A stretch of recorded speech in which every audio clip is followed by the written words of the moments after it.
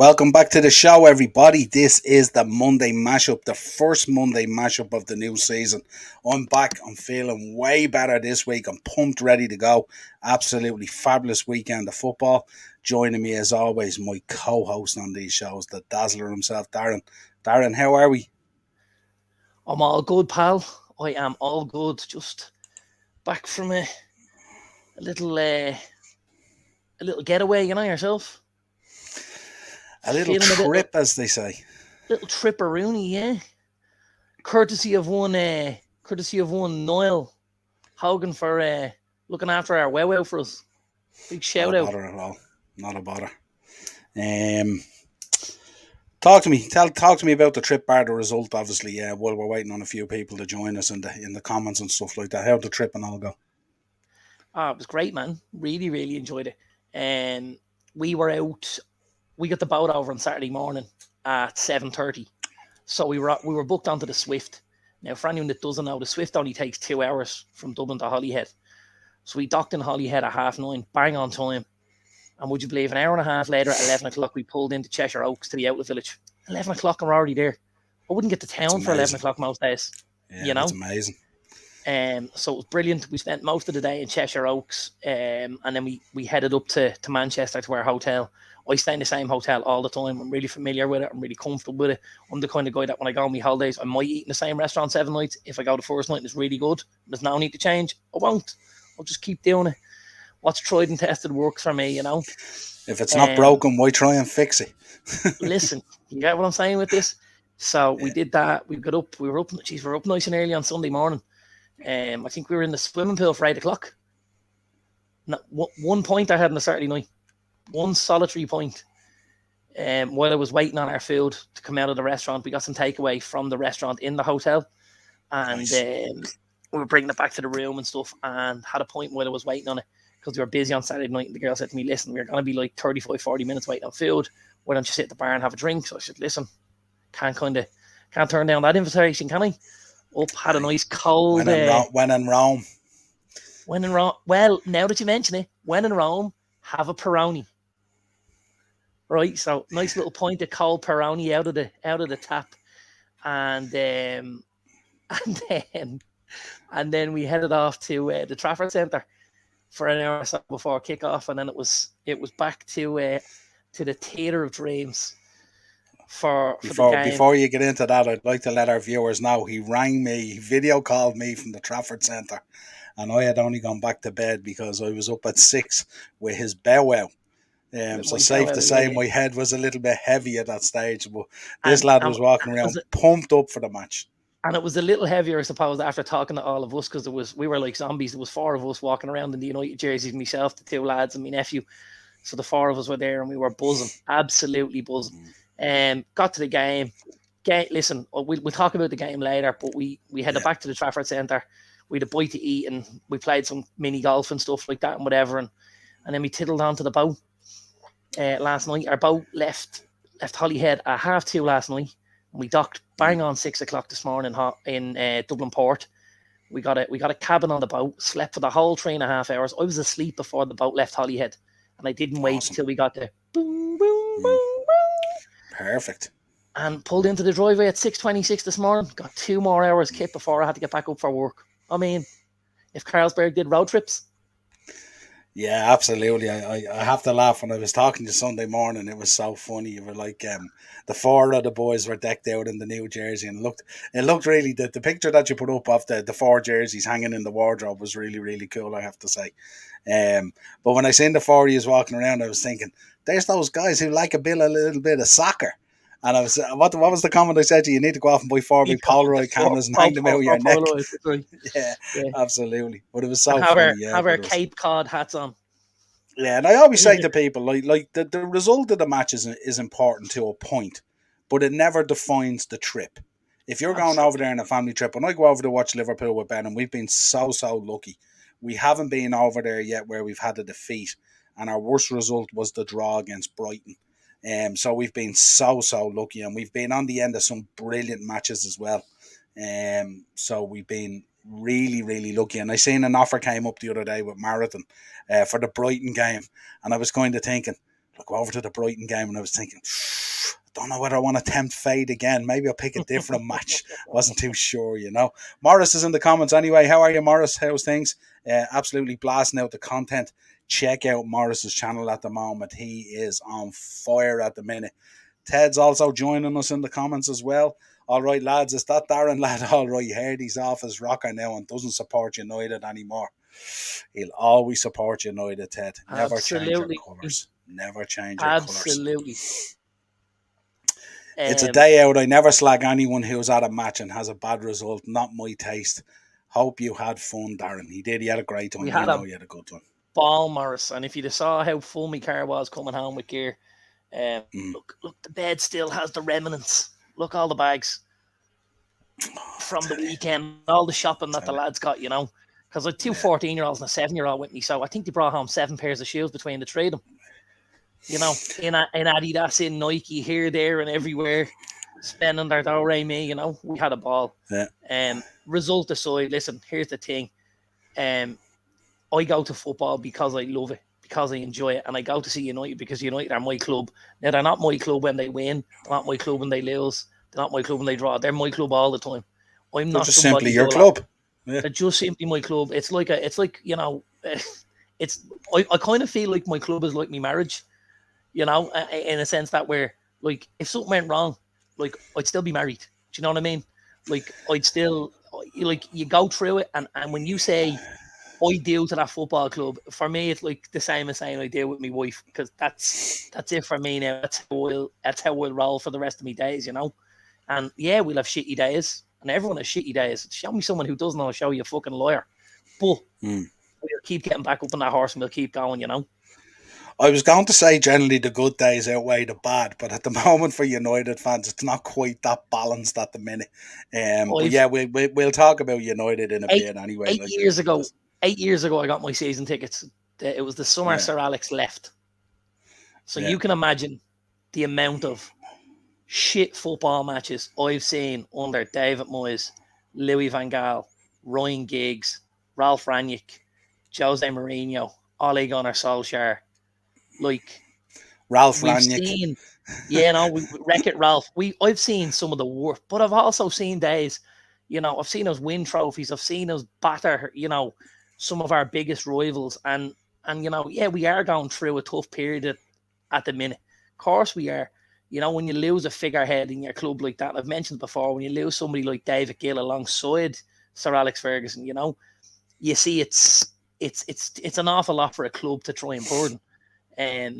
But we'll get back there, you know, because the cream eventually rises to the top, and we'll be back on top eventually. It might not be today and it might not be tomorrow, but we'll be back there, you know.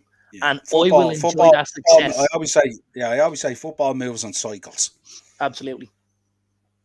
And I mean, you know, when we do, and I say this to the lads all the time, to me 2 young lads, you know, Brody is 7, Andrew's 14. I say every time. I told them yesterday coming out of the stadium, I said, lads, you'll forget days like this when we stand up there and we pick up trophies and when we win big games and when we're involved at the top again. I said, but all these games, they get you there.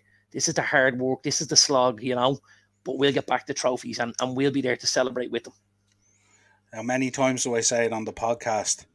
Your history is nearly as important as your present.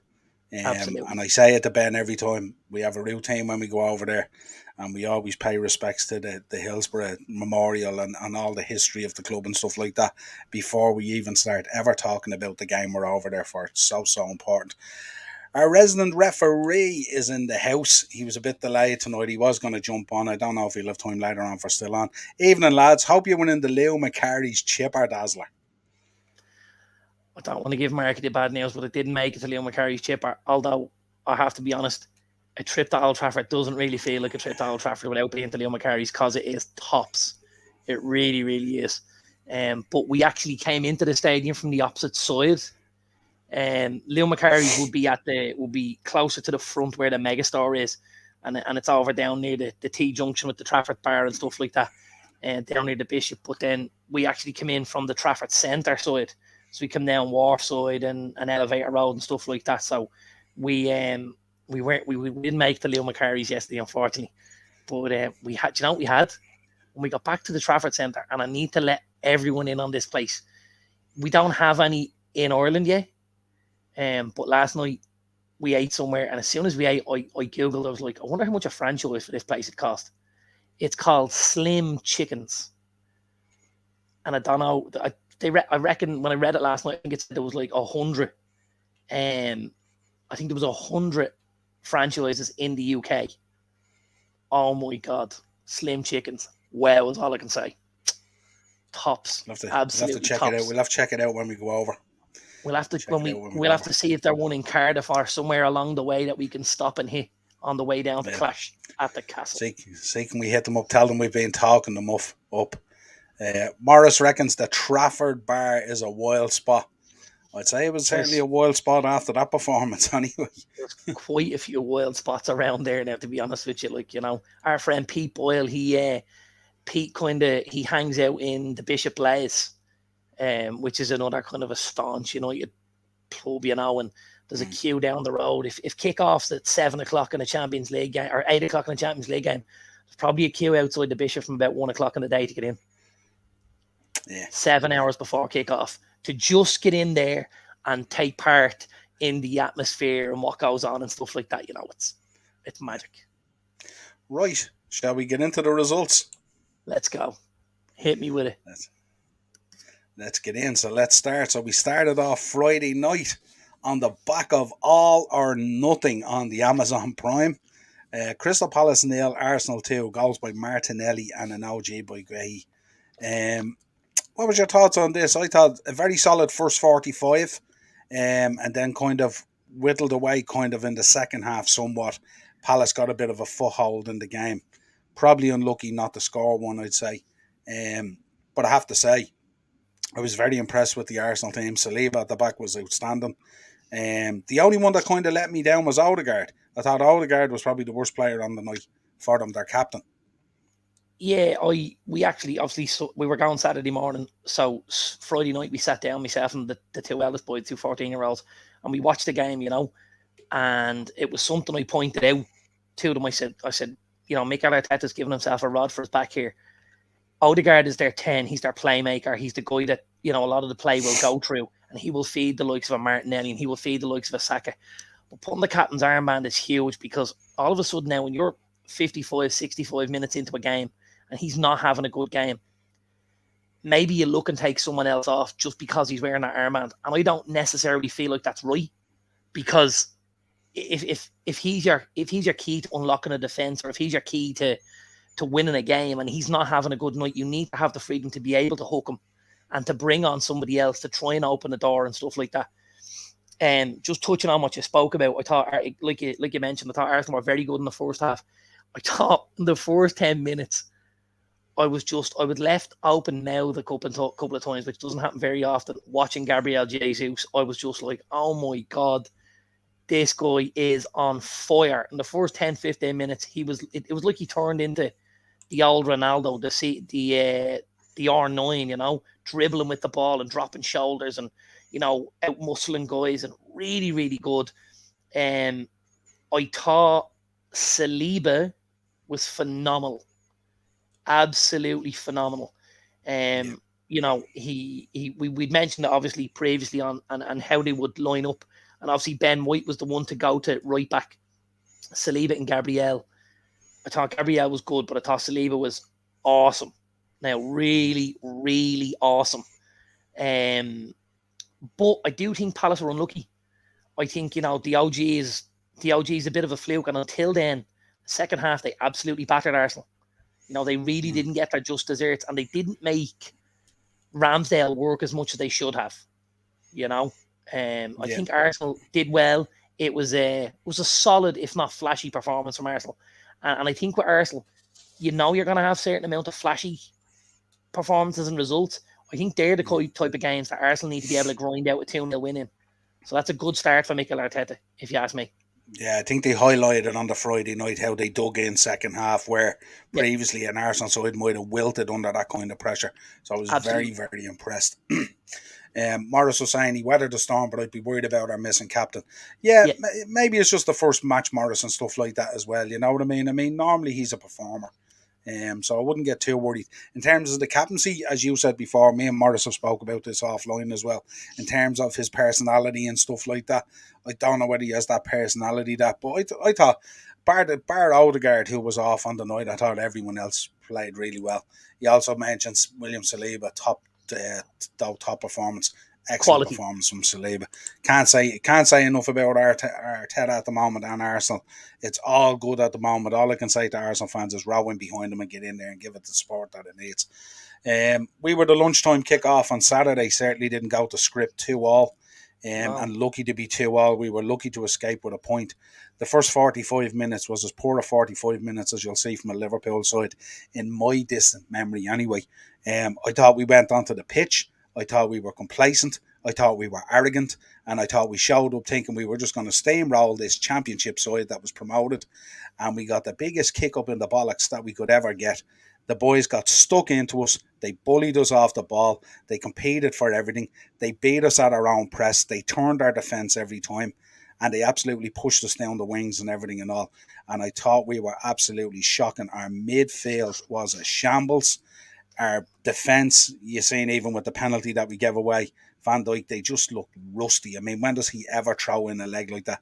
Just a complacency about us. We highlighted, I think, on the preview, Mitrovic was the danger, especially from set pieces and stuff like that. Yeah.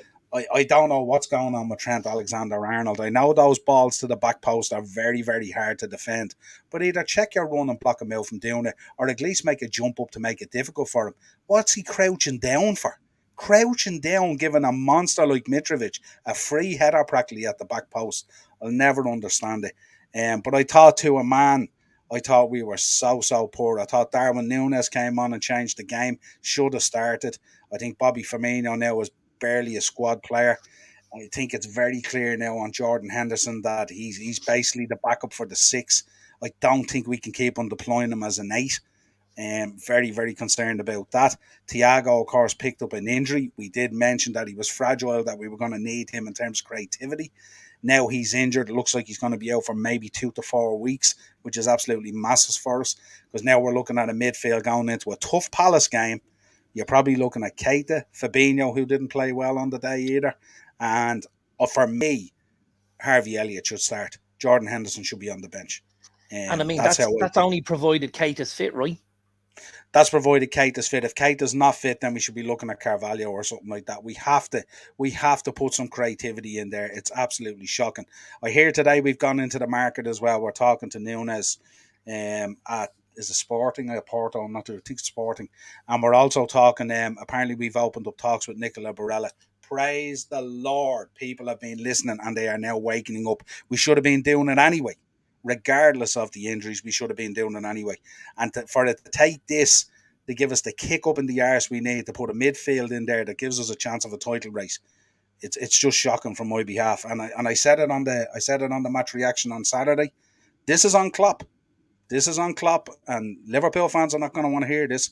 This is on Klopp. These are his decisions. So he's going to have to live and die by the sword on this. And that midfield that's there at the moment, that bench was absolutely shocking.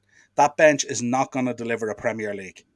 It's not going to deliver a Premier League. We had no answers on Saturday at all. And we got bullied by Fulham, who actually deserved 3 points. We deserved nothing out of the game. I don't know if you've seen it or if you have any thoughts on it.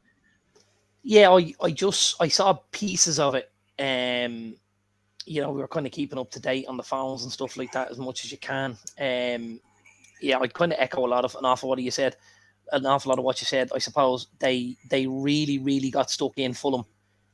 We've seen, what Marco Silva can do as a manager previously. I do rate the guy, I have to be honest with you. I do rate him. And I think, he got a real tune out of Fulham at the weekend.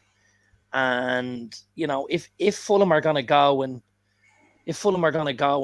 have a goal like that every week and put their best foot forward and give Mitrovic a platform to go and score the goals, it could be enough to keep them in it. Really could, because I think there's a lot worse sides in the league looking at that performance. Yeah, I don't look. The nonsense talk then came out. The pitch was a bit dry, but that didn't last too long because then he came out and he had to be brutally honest about the assessment of the performance. Absolute Yeah. nonsense. The pitch was a bit dry. Give me a break. Morris is in. He says, the Fulham's Twitter have been hounding Liverpool since Klopp's comments. Absolutely and absolutely. No complaint from me there at all. Niall, what do you think of the dry pitch comment? Absolute bullshit. No tolerance time for excuses or anything like that. Absolute nonsense. Was it not dry for Fulham? Absolute rubbish. Yeah. And rightly so, Morris. Just a bad look for a manager of his quality saying things like that. Ted, in fairness, he comes out like that a lot with silly things at times, you know what I mean? And I think a lot of it is a way of him just deflecting somewhat from the performance to create an agenda out there and stuff like that. Listen, I love the guy. There is a little bit of petulance at times with him. We know he can bite. We've seen him himself and Jeff Shreves. As soon as you see the two of them come into the interview, you just think this is going to get feisty, because he always, I completely get it from a managerial point of view where he's trying to deflect the attention away from his players. Ferguson did it for years. You blame everybody but the guys because you go out and you defend them and you defend them and you defend them, and they know you'll walk through a burning hole in a building for them. But at times, it's hard to defend the indefendable, and that's something you can't. You can't. But now, the only thing I will say, and we did speak about it on one of the nights we spoke last week, the pitch at Fulham isn't great. It hasn't been great for a number of years. There's a couple of pitches in the league that are very, very poor, which aren't very conducive to going and playing good football. But there's plenty of sides that go out, don't play good football, and still pick up the result. And that's what good football teams do, I called it in the preview. I turned around and I said it's a tight pitch. It wouldn't be conducive to the way we spread the play, and we were going to have to be very clever playing up the middle of the park. That's what we were going to have to do. Now, if I know that and I got the memo somewhere along the line, and must have missed the memo with those other boys, and they're way cleverer about football than I am. Morris came back like Noel King Antonio Donoghue. Classic Morris. Classic. I like that. Perfect. Spot on. Let's move on anyway. Bournemouth 2, Aston Villa 0. Lerma and Moore. This was a real good performance from Bournemouth. There's so much to like about Scotty Parker, isn't there? There's just something there to like about him. He's just he's a nice guy, isn't he? I've seen a little bit from behind the scenes actually, and there's a nasty side to Scotty. I've seen a couple of the pep talks at half time and stuff like that. And Scott can get pretty nasty and pretty feisty about things. Scott was a competitor when he played football, and when he played for West Ham, when he played for Fulham, when he played for Chelsea. Scott was a good footballer, and was very competitive, was very combative, but could play ball as well, could do it all, Scott Parker. I mean, when he arrived on the scene at Charlton, it was like, wow, this kid is going to set the world alight. But I have to say, I was so disappointed in Aston Villa. I really, really was. I expected so much more from Steven Gerrard's side. I'm going to mention something, and I mentioned it last season, and he listened, and I'm going to mention it again. They went in, obviously, with the formation they went.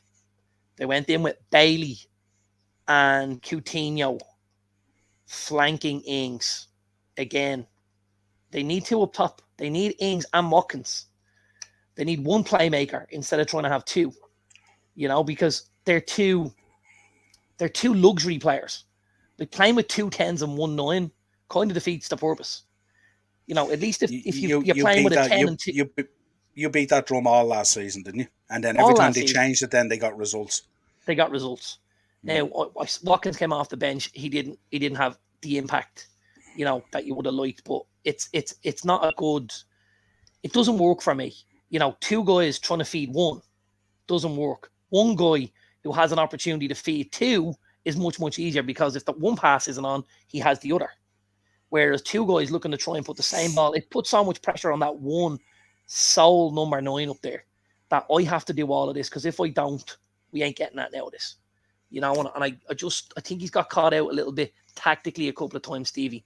And it wasn't something I expected him to do after his time at Rangers, because Rangers were such a different kettle of fish under Stevie, Yeah, they released that stat there that he has the same win ratio as Gary Neville at Valencia and stuff like that. So it's a little bit concerning, all right. Yeah. But I wonder what his plans are in the market as well. I mean, he hasn't done a huge amount, sure he hasn't. You got the boy Kamara in on a free. They obviously got Luca Digne in January. He made the Coutinho deal permanent. He's got Diego Carlos. He's done a little bit.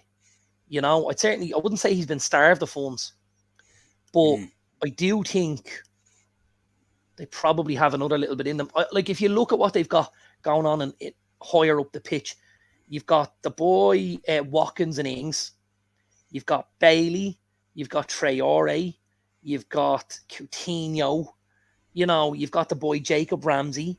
Like there's quality there. There really is. I think he's got to nail down the formation he wants to play.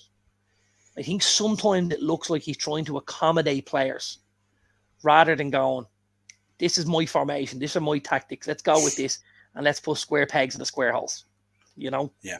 No, I think you're spot on. We'll keep an eye on it anyway. Ted's back in as well, yeah, but he's a success, Morris. Yeah, that remains to be seen, but I don't know. I wouldn't be going too harsh on the first game of the season. I know it's a bad result and stuff like that, but I'm sure he'll try and put that right. Leeds 2, Wolves 1. Your boy Podence grabbing the lead for Wolves, but Leeds coming back in with Rodrigo and then at Nuri with an OG. What did you make? I mean, there was a bit of a blow up between the two managers. I'm not sure. I didn't get to the bottom. Did you see what caused it or what the issue was? Or no. So apparently, Jesse Marsh said there was things being said in the first half. Now I don't know what was being said. I don't know whether, you know, Bruno Largue was trying to get his side to do certain things, and Marsh wasn't happy with it and called him out on it, you know, and was like, listen, that's not cool. Don't be going in like that. I don't know whether it was like, you know, get in, be firmer, tackle, hit them harder, smash them, whatever. Get in and break them up type of thing. Or I don't know whether it was. I don't know whether if it was when he's pulling your jersey, make sure you go fucking down, get me yellow, whatever it was. But it sounded like it was. It sounded like it was something along the lines of gamesmanship type thing. The dark arts, right? Yeah. And I think Jesse Marsh wasn't overly happy with this, and kind of called it out and was like, "Listen, that's not fucking cool, pal. You know, let's if you're gonna go play football, but let's not go into that kind of shithousery and stuff like that. You know." Yeah. Yeah, it was good. It was a result that you called perfectly. You said Leeds, didn't you? Just I said Leeds 2-1 preview. Yeah, I said Leeds 2-1. I gotta give a mention. I watched this game. Well, I watched extended highlights of it. And the boy Brendan Aronson was absolutely unbelievable. There's a fine. Right? Huh? A guy who not a lot of fans would have heard of previously. You know, and obviously you're buying an American like that, and everyone's, you know, oh, we're buying another soccer player, and Jesse Marsh is bringing the guys in with the red, white, and blue and whatever. But he was awesome at the weekend. Awesome. His, you know, the way he hassled and harried that Wolves defense, and the way he pressed and made them cough that ball up, and how many turnovers he got and stuff like that. The guy was unbelievable. Unbelievable. Yeah. Doesn't it just go to show you, if you have a decent scouting system and you have some contacts, you can uncover these gems, and not for huge amounts of money. He was just on it all day, wasn't he? And he was getting stuck in like he had a point to prove. It was brilliant. Ted's spot on. He said his energy levels were never ridiculous. Dropped. They were ridiculous. They really were. Yeah. Yeah, Ted was saying Wolves were unlucky. They were unlucky, but we've seen, like last season with Wolves, putting the ball in the back of the net sometimes is a struggle. Neto was brilliant the whole game. Neto generally always performs. He's always very good generally anyway. There's huge speculation around the boy Neto at the minute. Yeah. Wolves are just about to pull the trigger on 32 million worth of Goncalo Guedes, another Portuguese international. Very, very good footballer on the way in from Valencia. However, the talk is that this possibly frees Neto up to leave the building. I know United have been linked with him, and I know Arsenal have been linked with him, and I know there's a couple of other big clubs that have been linked with him. It looks as if Wolves may be going to cash in if they can get the Guedes deal over the line. Very good. Newcastle 2, Nottingham Forest 0. An absolute roaster of a goal from Schär was absolutely excellent. And then a real little robbery at the near post from Wilson, which I was really happy to see as well. But Eddie Howe, I don't know if you caught this, Eddie Howe after the game being interviewed, he was absolutely buzzing. Buzzing he was. He had a smile from ear to ear. There was a glow off him and he sounded like he was ready to get stuck into anyone this season. And it Absolutely. sounded like Newcastle And was so going he to big should. season. Yeah, so Absolutely. he should. He should be extremely confident with what he's putting out on the pitch and what he's getting out of those players, you know. Yeah. Joe Linton was excellent. Almiron was excellent. He's really getting a tune out of all those boys, isn't he? Yeah, and the one thing that really, you know, that I really enjoyed from the whole thing was, you know, Schär's goal and watching Dean Henderson flounder as the ball went past him into the top corner. I just thought, you know what? This, my boy, is called karma. And mind the chunk it's taken out of your arse. Yeah, absolutely. And the Wilson robbery as well was a lovely one as well. Yeah. A real sneaky goal to win, a real poacher's goal. It was lovely to see. Let's move on. Tottenham 4, Southampton 1. This was the game of the weekend, I think. Ward-Prowse grabbing the lead early on for Southampton, and then Tottenham coming back. Tottenham scoring 4. Sessegnon, Dyer, Salisu and Kulusevski. When do we see Tottenham score 4 and Son and Kane are not on the scoreline? And this could have been a cricket score. But I have to mention the boy Kulusevski. He was outstanding. He absolutely controlled the whole game. His movement, his switch play. I don't know if you've seen the highlights of this where he moved in at the edge of the box and he was going to the left and he checked his run, turned, went back to the right and literally sent the whole Southampton team the wrong way. It was absolutely, he is a fine sent them to the bar to get the mixers. Oh, it was incredible to see, especially from that angle as well. It was just unbelievable. And look, we spoke about Spurs. We spoke about what he's creating there. They were on fire. And to be honest, Kane could have had 2. Son could have had 2. It was incredible. What a performance. We spoke about a couple of games that were going to be played over the weekend, the preview, and I really fully expected Spurs to put Southampton to the sword, and so much so I went and made Son me captain in fantasy football, and I put Kane in over Haaland, thinking, you know, he's got to go to West Ham. Might be a tough day at the office. They'll try and rattle him a little bit. At Tottenham home against Southampton. And then, of course, I end up out with 6 points from the two of them. I'm like, not a goal or an assist from either of them. And they've absolutely brutalised Southampton 4-1. And then to make matters worse, of course, Haaland pops up on Sunday with a couple, and you're just thinking, well, that didn't go as planned, did it? Yeah. No, it seemed a reasonable call though from you, know. But that boy Kulusevski, he's going to be an absolute star. He is incredible. Stuff he was doing there the other day. He has it all in his locker, every bit of it, and a steal at that price as well. He's a real throwback of a winger. You know, he's that Ryan Giggs, ball at his feet, running at you, sidewinding in and out and swerving and ducking, and then all of a sudden he's past you, and you're going, shit, how do I get this fella?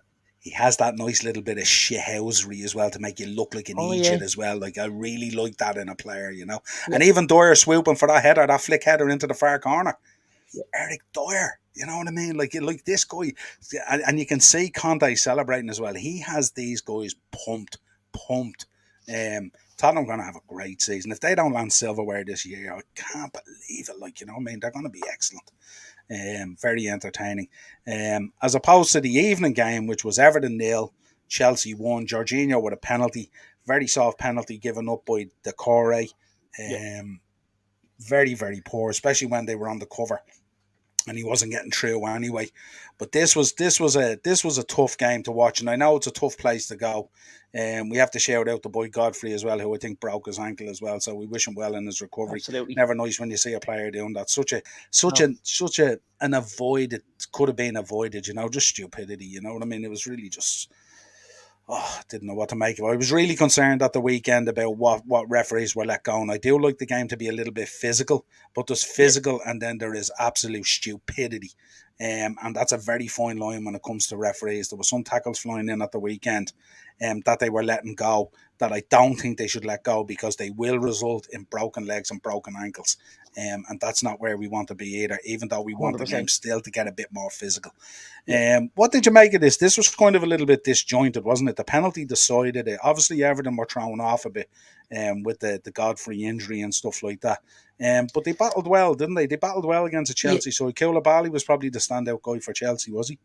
You can always see, in games like this, when that injury happens, it really knocks the stuffing out of the game as a whole. We've seen it time and time again. It did the exact same thing when Christian Eriksen obviously had his incident at the Euros and stuff like that. It really knocked the stuffing out of the game. I thought Chelsea did well to get out of there with a win, I have to be honest. I don't think the performance necessarily warranted the victory. I thought Everton dug in and battled and stuff like that, and they were dogged and everything you'd want Everton to look like from a home point of view. I worry massively for Everton. Because, they look like they've struck a deal to bring Connor Cody in, which is going to help shore up that defence a little bit with Michael Keane and James Tarkowski. I think he's having a medical this evening, isn't he, apparently? Yeah, I think Cody flanked by Keane and Tarkowski's not bad at all. The three good English centre-backs there. Yeah. Pickford behind them, couple of wing-backs and stuff like that. But my issue is Everton are not going to score enough goals to stay in this league. That's where I see a problem. Yeah. They were extremely blunt at the weekend. And this is something that's been going on a little while with Everton. Richarlison somehow managed to drag them out of that bottom three last year, and in doing so secured his move to Spurs. But without Richarlison, with Dominic Calvert-Lewin out, with Rondon suspended, they could have been there 3 weeks and not scored. And that's a worry for me. If I'm an shout out to the boy Tarkowski on his debut as well. He's a great baller, isn't he? Like he is. If you're playing in defence, you'd like a guy like that beside you, wouldn't you? He's an absolute, he's solid, he's strong, he's organised, he visually sees things unfolding in front of him and stuff like that and all. Absolutely great. And I mean, I think they got him on a free, didn't they? Was it? Yeah, they got him on a free. His contract was out. Yeah, that's right, at Burnley. It's as good a signing this summer as you'll see on a free, you know what I mean? Great bit of business, you know what I mean? But a super defender, really understands it. Let's move on into Sunday then. Leicester 2, Brentford 2, Cassagna, Dewsbury Hall, and then Tony and De Silva with the goals. We worry for Brendan, don't we? Yeah, we do. This is the only game that I really didn't get a look at because obviously kickoff was the same time as the United game. So I was in Old Trafford at that stage, and between travelling back last night and stuff, I didn't have time to have a good look at this. I was kind of watching as things were unfolding though on WhatsApp on Live Score. Obviously, when Leicester went 2-0 up, I thought, wow, this could be a great result and really galvanise Leicester, But those two goals then, that Ivan Toney goal and the De Silva goal, will have really popped that balloon for Leicester. And I think now is the next couple of games are going to be big for Brendan. I really, really feel that. It's the shades of Leicester last season, isn't it? Shades of Leicester last season. Yeah, and you've lost Casper. You're staring down the barrel of losing the boy Fofana. You've got Jamie Vardy, who's obviously, the wife has just gone through the Wagatha Christie, and he looks like Madison. He looks like he's kind of got one eye on that. How much of the court fee is costing me here? And then you've got Madison, with Newcastle's eyes flashing their eyelashes at him, going, "Come on over here, sweetheart, gives a shot, you." Yeah, Tillemans as well. Yeah, you have a lot of boys there at the moment where Brendan will be saying no, but the club might end up saying yeah because of the money that's being offered and stuff like that. And that could land him in serious trouble this year as he struggles. Yeah. They can't seem like last season. They just don't seem to be able to see games out. Surely don't they?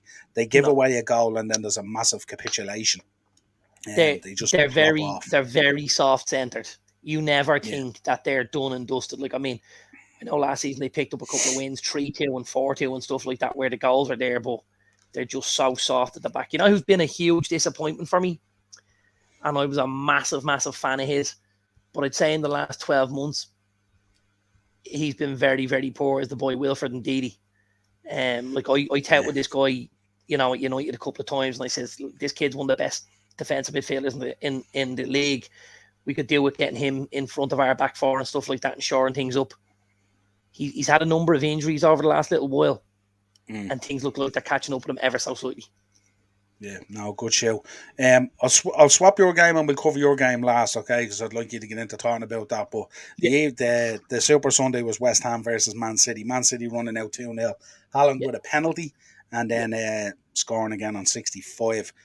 Took that goal lovely. The second goal, the penalty goes without saying, is the penalty.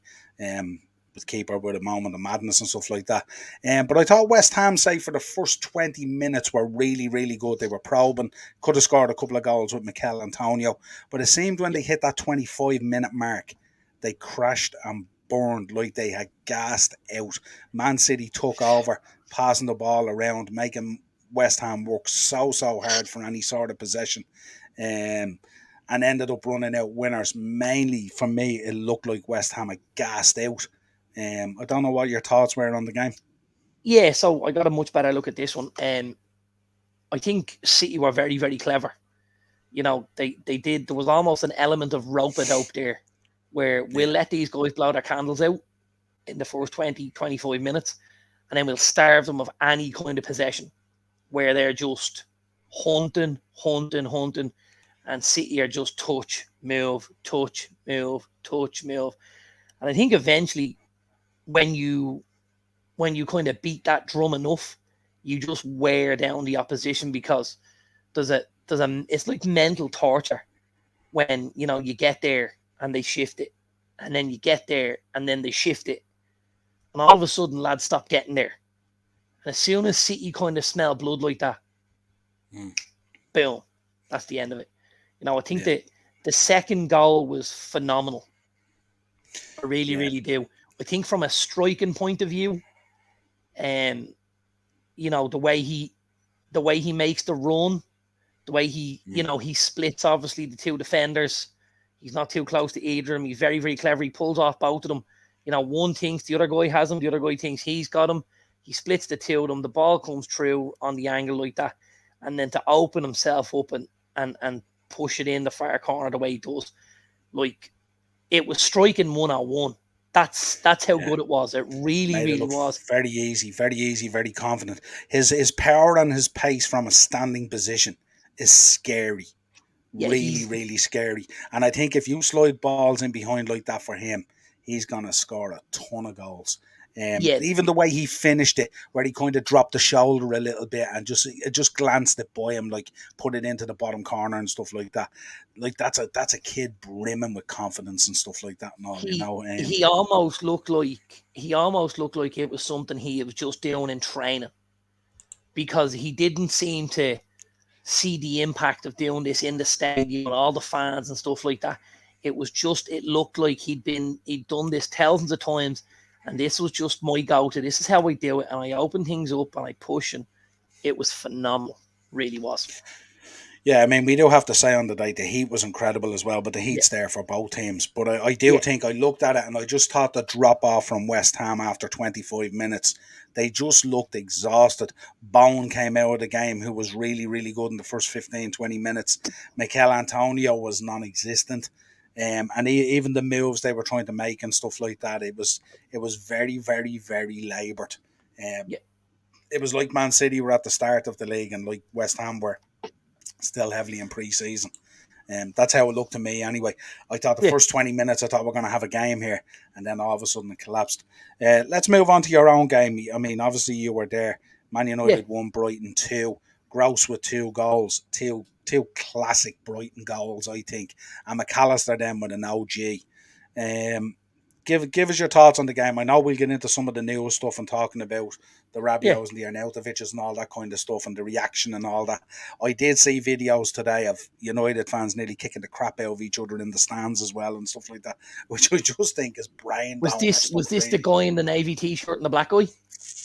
There was a guy in a navy t-shirt facing a guy who was in the blue jersey Blue or something jersey. like that. That was a black And guy. Yeah, that's right. yeah, I and could see that.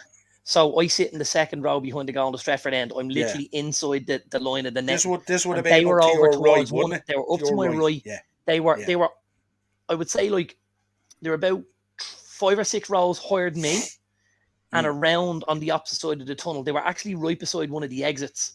And what happened in the end was, well, this was going on for like, I'd say this was going on for about 10 minutes. Yeah. As in, something kicked it off. And I haven't actually seen the video you're talking about, but when we were in the Stretford end, we kind of saw what was going on. So it was like, shit, there's a fight, and everyone was kind of looking over. And in United been 2-0 down, obviously, and the fans had started shouting, attack, attack, attack, attack, attack. And when the row broke out, somebody shouted, attack, attack, attack, attack, attack. and the two boys, like, they heard it and they kept going, But the police were called. There was a lot of the police were called for the two guys, and there was a lot of there was a lot of mess. It looked at me like someone was calling for 10 hag out or something like that. And your man beside him clipped them around the ear and said, "You want a cop on?" or something like that, and it just escalated. I'd say it just seemed something like that. But I've no idea what it was over. But listen, needless. I would fully, I could imagine it could have been anything. Knowing how United fans of how they've dragged themselves to new levels over the last couple of years, that could have been over anything. It really could have been. I suppose from getting back to the game, like, I watched the game. I'm watching it close hand. I can see what's going on. So the first 20 minutes we were very good, very, very good. Knocked the ball around well, and you can see. I could see yesterday more, even in the loss. I could see more about what the guys were trying to do. There was patterns of play. How many times did you see one of the United players pick the ball up near the halfway line and play a 50-yard diagonal ball to a free winger, to Sancho and Rashford? Now, a lot of the time it was to Rashford, because on the left-hand side of the Brighton, the guy was much, much closer to Sancho. Didn't give him any room. Did an absolute number on Sancho. Almost marked him out of the game. For the first 20 minutes, I was happy. I thought we looked good. I thought we looked in control. Brighton got a foothold in the game. Danny Welbeck, as Danny Welbeck seems to do, only shows up for 2 games a season, and it's the 2 he plays against United. He looked unbelievable. Now, I've called him out on the show previously and said this isn't his level. And I look yesterday and I'm going, where was this guy when he was at United? Because this isn't the guy we saw. The work rate was phenomenal. The hold up play was excellent. The running of the channels was super. There was so much good about Danny Welbeck yesterday. But again, my issue is they'll play next week. I'm not sure who they've got next week, and we won't see that. He only seems to, the consistency's not there from Danny. And neither is the goal scorer. And if you're a 9, you're going to be judged on how many goals you score. I think 100%. You get to half time, it's 2-0. And the second half was all United. It was 45 minutes of United. Again, we looked much better when Eriksen dropped deeper to pick the ball up from the back 4. And we looked much better when we had a focal point up front. Because in the first half, we didn't have a focal point. You're putting balls in the box. You're putting balls across the area. And you don't have a 9 to go and attack the ball. Now, it was made better when Ronaldo came on. But I don't necessarily think the changes happened as quickly as they should have. And I think even when we made our triple substitution late on, he brought on Garnacho, he brought on Elanga, and he brought on Malacia. And they waited about 6 minutes on the touchline. The 3 lads were all stripped, ready to go, and the ball didn't go out of play. Now, if I've got 3 guys lined up ready to come on, and, there's 84 minutes on it, and I don't get them on till 89 or 90, I've basically killed any opportunity, they've had to make an impact. Yeah, that was the criticism yesterday. Really, you need to be giving these boys at least 20 minutes, don't you, really, and let them go out and express themselves and show what they can do, You could see there was freshening up needed. I thought Rashford made a couple of good runs and looked lively, but it was still, was still lacking in confidence. Now, I have to say, and this will be hard to listen to for some United fans, they did some shooting drills before the game. And it was commented on by everybody around me in the Stretford end. Jesus Christ, this kid looks so hungry and so sharp. He was phenomenal, And it just seemed like when the whistle went, things fell down a little bit, So I do feel like, changes are afoot, but I think it's still about, still hitting that nail on the head to get that consistency and to do things the right way and the way the manager wants to go, Yeah, it's very difficult. The one thing I took out of the game, I didn't see the first half, I seen the second half, but the one thing I took out of the game was it's very hard on Eric Ten Hag, isn't it, at the moment, because you've really got the same names. You're really kind of putting out the same team, but just Absolutely. with a different dugout. You know what I mean? And it's been such a baptism of fire from. I know Martinez has come in and Malacia and Ericsson, who I thought was really really good at times. From what I've seen in the I got to be highlights and honest, stuff like the that. boy Martinez was excellent. He was our best player. Yeah, I think in fairness to him, I think at times he was a little bit, but you can allow for that in debut game in front of 75,000 people at Old Trafford. I think once he settled in, I thought he was a little bit better, but I thought at times his decision making was just a little bit off. He was a little bit overzealous, would I say, where he could have been more relaxed. Well, actually, and I had a discussion with someone earlier about this. I feel like, Ten Hag wants the ball to be played forward. He's looking for forward passes, yeah? Yeah. When Martinez got the ball, he looked up to try and get the ball forward. Now, at times then, what happens is you play the ball and it comes back because you don't hit your target. But I think, to make an omelette, you got to break an egg. Whereas I felt the opposite with Maguire. I felt Maguire did much better on the right-hand side, which was something we spoke about. We said we thought Maguire would do better on the right-hand side, being a right-footed player. But I felt my big issue with Maguire was he had so many opportunities with the ball at his feet to play a forward pass, but he doesn't like the picture that's in front of him, or he's not comfortable with the picture that's in front of him. And instead of looking up and firing that diag out to Rashford, or firing that, or bending that ball down the line to give Sancho a runner, or putting a ball into somebody that can hold it up and get a little bit of play off him, he came back in. He went to De Gea. He went back to Martinez. I think what happened, because when you've got one guy who's going to play those passes and the other guy won't, and he just keeps giving it to him, all of a sudden Martinez ends up being the one that has to make the pass every time. So the pressure is on him. And I think then what happens is you push a little bit too hard. Whereas I think if Martinez feels like Maguire can hold up his end of the bargain with getting the ball out of the fence in the right sort of manner, he can then not maybe be as overzealous with the ball at times, if that makes sense. Yep. No, absolutely. 100%. I just feel like Maguire needs to be a little bit braver. Yeah, I suppose for him, because of the lambasting he got last season, he's a little bit sensitive to, making a shambles of something, you know what I mean? And he's probably nervous that way as well, where he needs to probably just express himself a bit more. It's a new manager in and stuff like that, He's obviously has confidence in you. He's leaving you with the captaincy and stuff like that. He's giving you the support you need. You need to go out there and express yourself. Ted's in. Maybe you saw what caused the change as you were at the game, Darren. But we started with Rashford and Sancho playing wide and stretching the defence and looking good. But then it just seemed to stop. Anything you're saying there, Darren, from Ted's comment?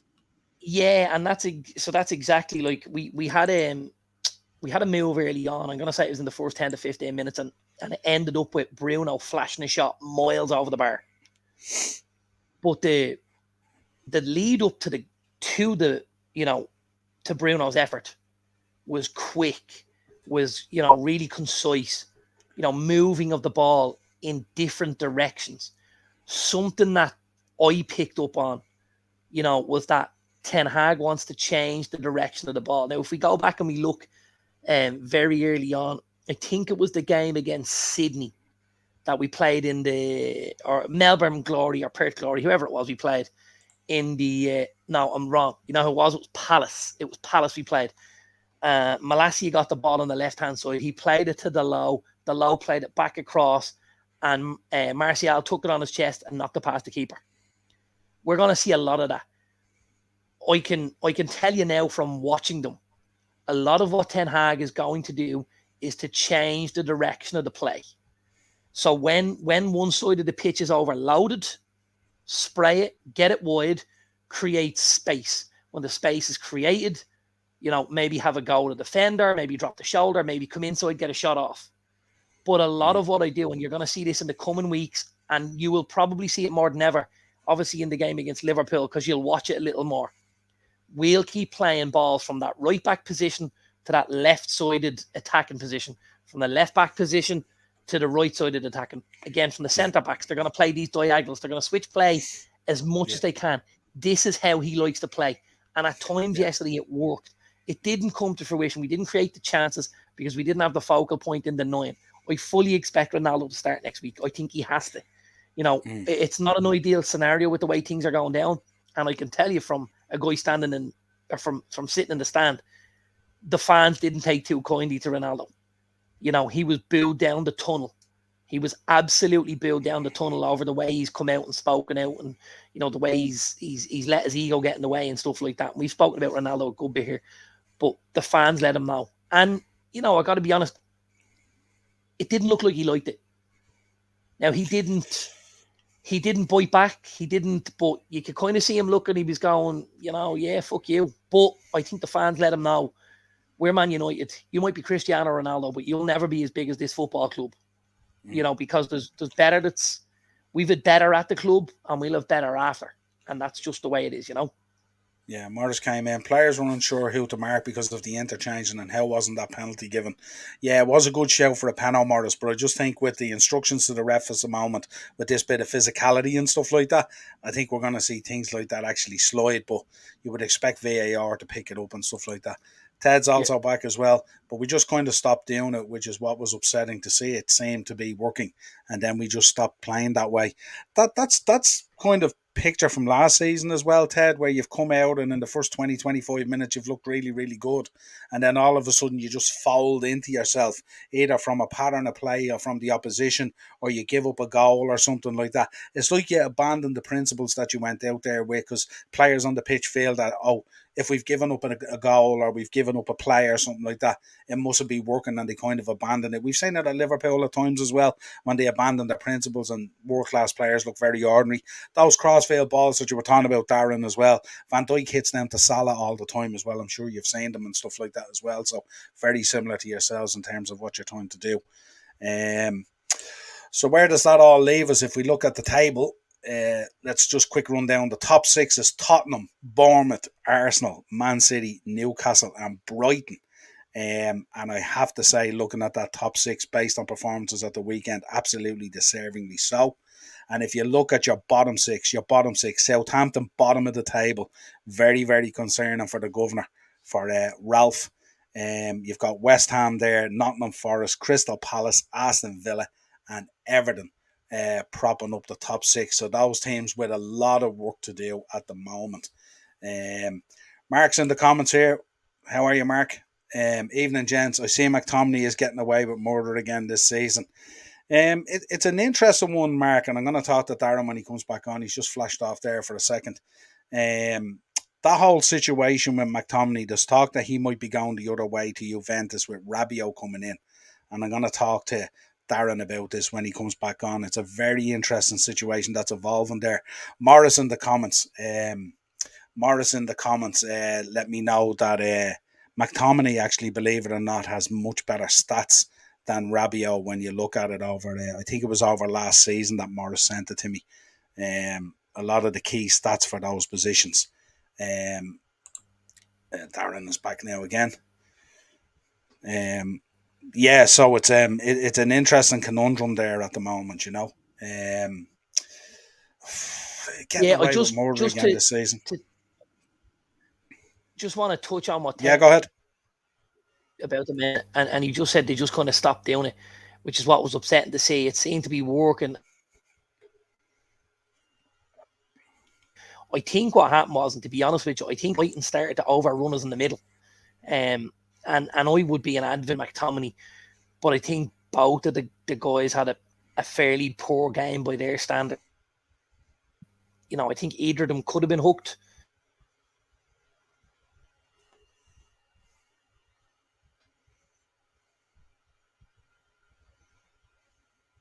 Fred was hooked, which was a little. McTominay being on the yellow card, you kind of think, why doesn't he take McTominay here? More energy and stuff. Yeah, very strange decision.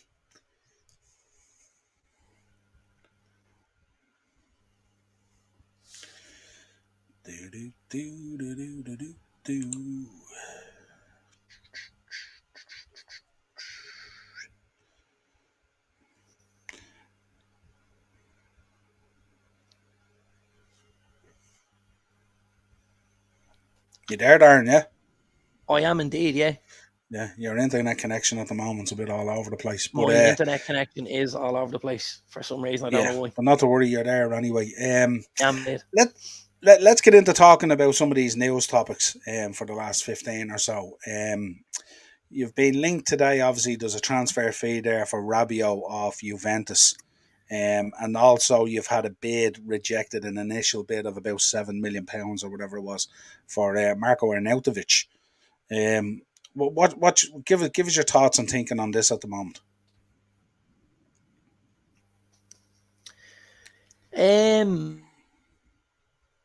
I suppose this isn't the first time we've seen either boys being linked with United. We were apparently in the PSG, and we looked at him and we tried to maybe do a deal, and he ended up at Juventus. What looks to have happened now is, Juve have Pogba to replace Adrien Rabiot, and we're bringing in Adrien Rabiot to replace Paul Pogba. That looks like what's happening. I don't necessarily have a huge issue with Rabiot. I think at the level we're talking about £15 million, he's a guy that's played 150 games for Juve in the last 3 seasons. He's a guy that's won titles in that French division and with PSG and stuff, and he's a French international. The kid can play, and I've no real issue with it. Does he bring more than maybe McTominay or Fred? Yeah, I probably think he does. I think he would be better in possession of the ball, and he kind of keeps things ticking a little bit better, the Arnautovic one, again, a guy we've been linked with previously. We looked at Arnautovic when he left West Ham, and again, apparently we looked at Arnautovic when he left China. And both times things didn't work out in our favour. It looks like we've gone back in from. That is a little bit surprising, if I'm honest. That's the more surprising of the two moves for me. But again, watching us yesterday, we missed a focal point, and we know Erik ten Hag likes that big physical sort of striker.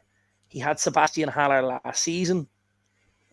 He had the boy Bobby Broby, who got a goal at the weekend for Ajax again. So we know he likes that big, physical, powerful striker.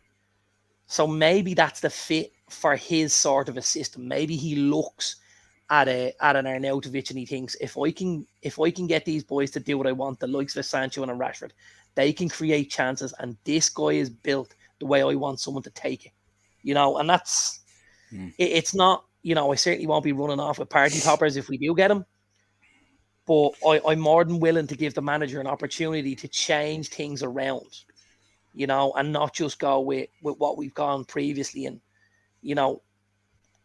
play that physical striker that he wants, Yeah, because I know with Gary Neville yesterday, Gary Neville was asked about it and he was speechless. He couldn't comment on it about the link.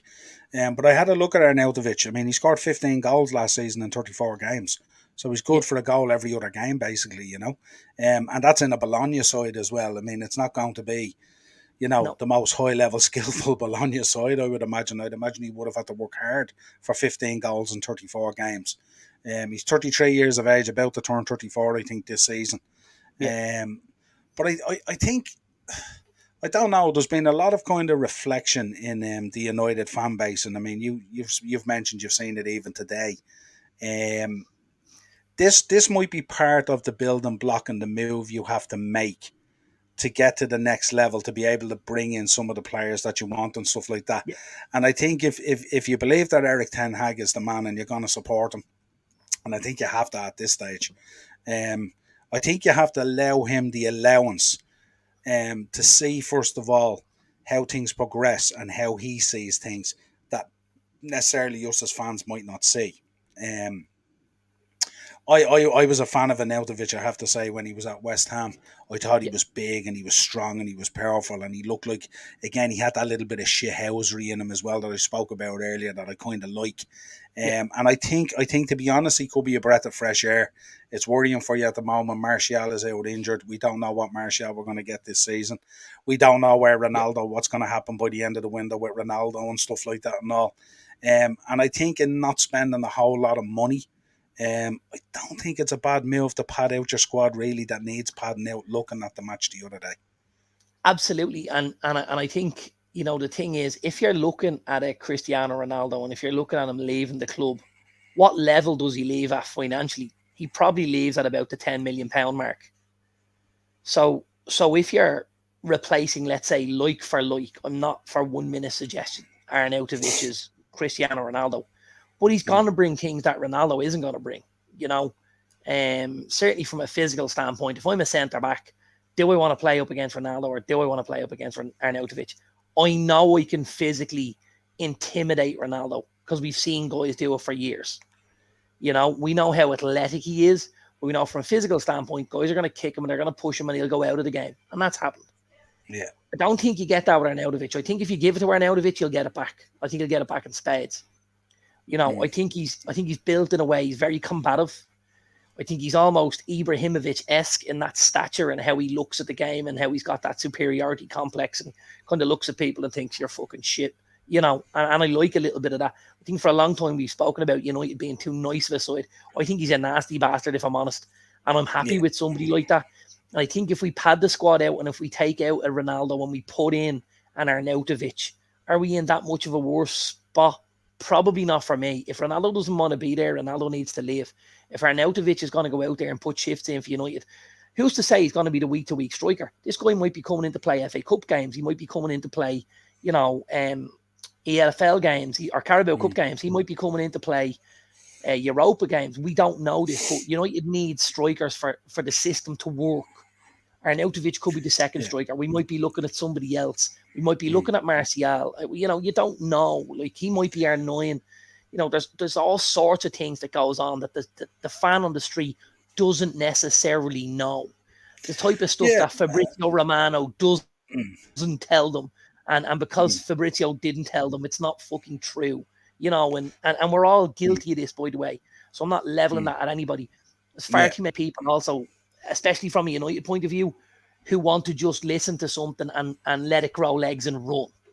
Because the narrative now with United is, and I seen this firsthand yesterday because the megastore in Old Trafford had to close an hour before kickoff because the anti-Glazer protests were back, right? So the club shop had to close an hour before kickoff, and what did I have to do? Or what did they do as fans? They cost us money as a club because they closed down their own support. They closed down their own superstore because they wanted to get their point across. Now, I walked dead straight towards them and I was asked by the police to move because the procession of anti-Glazers were coming towards me. And I asked the policeman extremely politely, I said, why the fuck do I have to move? I says, is this not my club too? I said, what happens if I don't agree with what they're saying? Let's be honest, we've spoken about it before. The Glazers are always going to be painted as the villain in this picture. The reality is they've put enough money into Manchester United for us to be successful. But because of choices we've made and, because of our scouting department and various other things, we haven't been. But we can't hang all of that around the Glazers' neck, unfortunately. No, there's choices there that they've made as well that they've got wrong. And they've allowed the club to be a little bit Absolutely. mismanaged from a distance and stuff like that. So I think there's a collection of things there, and it's not necessarily one key thing. But Yeah. I think looking at the United fans yesterday when you were listening to them turning their nose up to the likes of Rabiot and Arnautovic, and I was thinking, I know many years ago when we were in trouble at Liverpool and stuff like that, I had to take a reset and an understanding of where we were as a club, and I had to forget how great we were in the 80s and stuff like that and all, and I had to say, well, this is where we are now. We're that club that's between 6 and 10 in the league.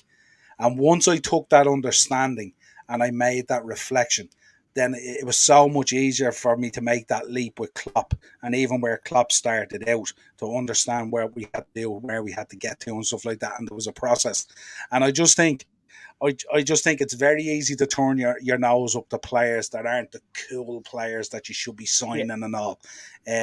But what I think it does is I think it provides a bit of grounding for United and for Eric Ten Hag to understand in the process where they are at the moment in terms of this pathway back to being successful again.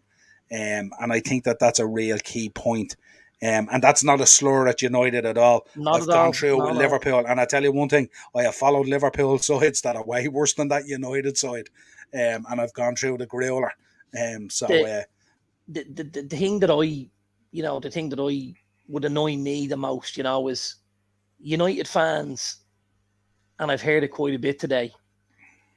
Apparently, Eric Ten Hag is shitting the bed after one game because we're looking to bring in the likes of Arnautovic and Rabiot. If any United fan believes we're pushing the button on either of these two guys after yesterday, stop watching football. That's not how football works. These irons have been in the fire. I know as a United fan, we've had an interest in Rabiot and an interest in Arnautovic for probably the last 5 years. 3 to 5. The bids weren't sent in yesterday at 4:00. The lads didn't run to the Yeah. fax machine to whack the buttons in the hope that let's get the boys out of there now. Absolutely. Yeah. Maybe there's, maybe the urgency is a little bit greater than pre-season would have showed us. Again, when you play well in pre-season, it can paper over the cracks, whereas now we're in game mode, and now it means something, and now those 3 points are on the line, and every team is going to go out and put stuff on the line. Maybe the need is greater, but I absolutely expect, if we win that game yesterday, we're still looking at Arnautovic and Rabiot. And if you don't believe that, stop watching football. It's not good for you. You're a moron. Morris back in the comments. So if the interest there is 5 years, who's signing the players? Do you know something? I think it's very clear that there's a kind of a combination going on. But I think Eric Ten Hag is putting his foot down because he's been resilient under the young thing. And you may or may not get him. But look, I mean, we waited 6 months or a year before we got Virgil van Dijk, and we didn't trigger that, and we just sat at what we had, So that remains to be seen. That looks like a very difficult situation, even for Chelsea, what's coming out of Barcelona these days. And to be honest with you, that situation at Barcelona requires an episode in itself. Just about what's going on there is absolutely crazy. But no, I think Ten Hag is in control there, and he's very clear about what he wants. I'd say the other people around him are panicking a little bit in terms of the midfield and the young and stuff like that. But he's keeping it cool and he's standing firm about what he wants. And if he believes that Rabiot is now the answer. Look at the two things you're getting. So, okay, number one, if you go for Rabiot, you're getting somebody who's comfortable in possession of the ball. If you're going to play the system Ten Hag plays, you need somebody to take the ball from the centre-backs who's comfortable in possession of the ball. He ticks a box. If you look at the Ten Hag sides, if you look at a Sebastian Haller and guys like that, if you look at a Bobby Broby, they're physically in the same mold of an Arnautovic. So he's not shitting the bed. He's going back to what he's going back to a guy who can, dictate the pace in the midfield there and control the tempo on the ball. And he's going for a big physical presence up front, which maybe, occupies 2 centre-backs and creates a little bit more space for a Marcus Rashford, for a Bruno Fernandes, or for a Jadon Sancho. Yeah. And that's what he's doing. The issue United fans have is They didn't cost £100 million each, and they weren't on the latest edition. Yeah. Yeah. They Mark's must, on the comments I here. don't know. Mark's on the comments here. I reckon if they were on United's list at the start of the season, they were way down it. I don't even know, Mark, if they were on United's list. I mean, your list, your transfer list is a never changing thing between players that become available and don't become available and stuff like that. And as I said earlier, I think this is just a reset for United to understand where they're at the moment. They're in the Europa League. They're battling to try and get back into top four and stuff like that. So there's a check and balances to be done there, and a reality check and stuff like that. You know what I mean? Which I don't think is a bad thing. Unfortunately, I think for some of the United fan base, they're still operating as if they've just climbed out of '99 with the treble and stuff like that. And it's just a reality check that's needed and stuff like that. And I think if these two players are coming in, I'm not saying they would have been on Eric Ten Hag's list 8-10 weeks ago. I'm saying they would have been probably in his mindset or somewhere in the background, because I know he's far reaching in the way he looks at things. I know a lot of people are critical of him at the moment, saying, oh, you're only going back to the Dutch league, or you're only operating with players that you know from the Dutch league and all that kind of thing. You know, that's his comfort zone. That's where he's operated for the last 3 to 4 years. So, like, why is that a surprise to people? You know what I mean? But I mean, he's supposed to have a whole scouting department behind him there as well. It's not just his work that's going into this. There's a whole team work here on this, you know? Could I just cast your mind back slightly to one of Liverpool's more productive periods as a football club, especially considering the downturn in their fortunes, when Rafa came in at Liverpool? How many Spaniards did he bring in, or players from the Spanish league? You know, yeah. and they weren't necessarily guys, you know, Luis Garcias and, you know, Iago Aspas, guys like this, who are standouts. Yeah. But they were guys he got in to create traction and to get the wheels in motion. And you have to get the wheels in motion before you can get the whole thing moving. And if you don't get the wheels in motion, and you can't get it, and it's not going to work. You know, patience isn't something a lot of football fans are blessed with. And I've said this before, you know, the fickle football fans of today really irk me, you know, and I just think you've got to give things a little bit of time, and you've got to let things breathe a little bit. Yeah, Ted's in the comments there. I think Darren's right. They might not have been top of our list at the time, but this whole Frankie de Jong thing and the midfield being poor yesterday probably bumped them up. They were already being looked at. I don't know whether the midfield thing yesterday would have bumped them up. I think the reality is that United have recognised they need to get players in to pad out that squad and stuff like that, and they need to move from players that they realistically think that they can land. They've wasted enough time in the Frankie de Jong process, Timber, Anthony, all these other players that they've tried to land and stuff like that, and they've come up against obstacles, and it's been really, really difficult for them to sell the project. And we have to, you know, as a United fan, you just have to accept that. I don't think it's a trigger happy thing. I think it might just look that way because of a timing thing. Yes. But I don't think that's the case. Don Dappa in the comments, my man. Go on, lads. Good man. Thanks for joining us. Let us know your thoughts on the weekend's football. The Ryan Giggs trial started today. I don't know if you caught up on any of it, or you're seeing anything coming out early doors. I suppose on the face of it, we're not going to comment on it too much, but we'll keep an eye on it. But it didn't sound great at all. That would be my overriding comment on it. If I'm honest, never does when these things come out. You know, and you're hearing about what's going on. Never does. I think we'll let it simmer for now until we have a little more in-depth detail, and you know. Yeah. We need to give both sides due process, as they say. More Australian scumbag, fuck him. Mark's back in the comments. Thiago facing up to 6 weeks out, no, a big loss. Absolutely massive loss, Mark. He is the absolute creativity in the midfield. I got an update today that actually it might be only 2 to 3 weeks or 4 weeks at the most, because apparently they've cut it very early or something like that. But Mark Hughes to say in September that he doesn't pick up another knock or something like that. I am hearing today that Liverpool have been speaking to Nicolo Barella's contacts and his agent and stuff like that, so that may progress. But I think FSG have very quickly, and where Jurgen Klopp have understood that they need to get at least one midfielder in, if not two. I know they're talking to Nunes as well at Sporting. They had been talking to Mateus Nunes as well. But we need to bring in some quality midfielders.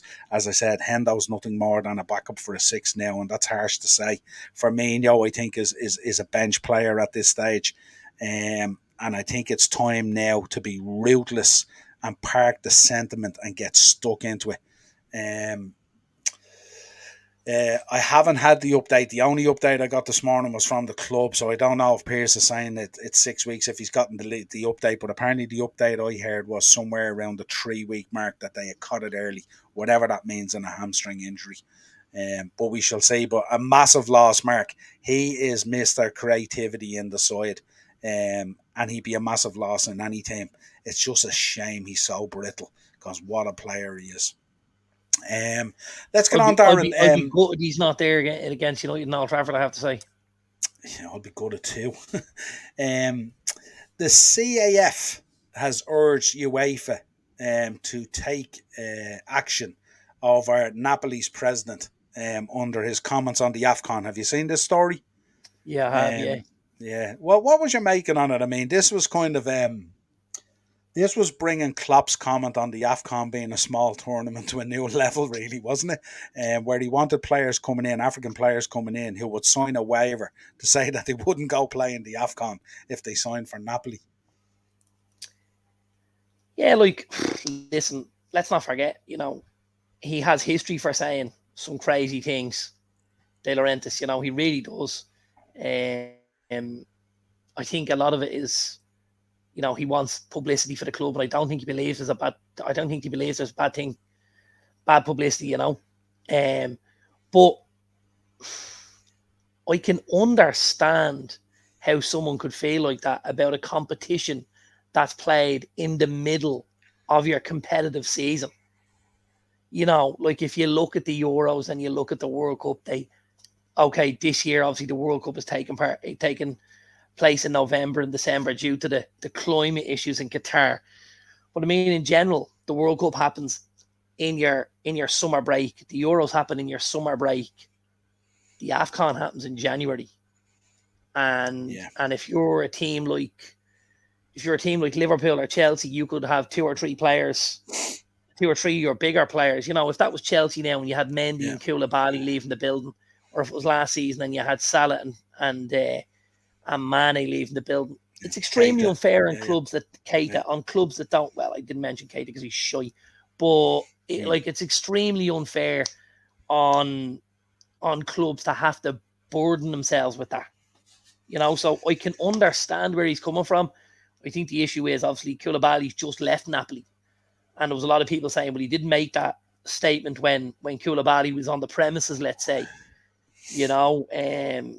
So it's a timing issue, isn't it? I'm not surprised looking at the size of Koulibaly anyway. I wouldn't be making a statement like that either with a guy that size standing beside me. But yeah, I just thought it was kind of it sounded like he had lost his prize asset or something like that, and he wasn't happy about it or something like that, and he wanted to create a bit of controversy on the way out or something. Couple of quick transfers I just want to run through with you before we finish up. Yes. Looks like our friend Timo Werner's gone back to Leipzig, and Chelsea are about to lose their absolute roasties on it. The talk was he was going to go back for about 25 to 29, but we're hearing today from Sky Germany that the fee is actually somewhere around 16. 16 to 20 plus add-ons is what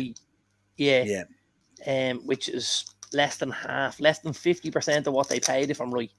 It's a big loss, but I think we know Todd Bowley hasn't necessarily got a financial problem.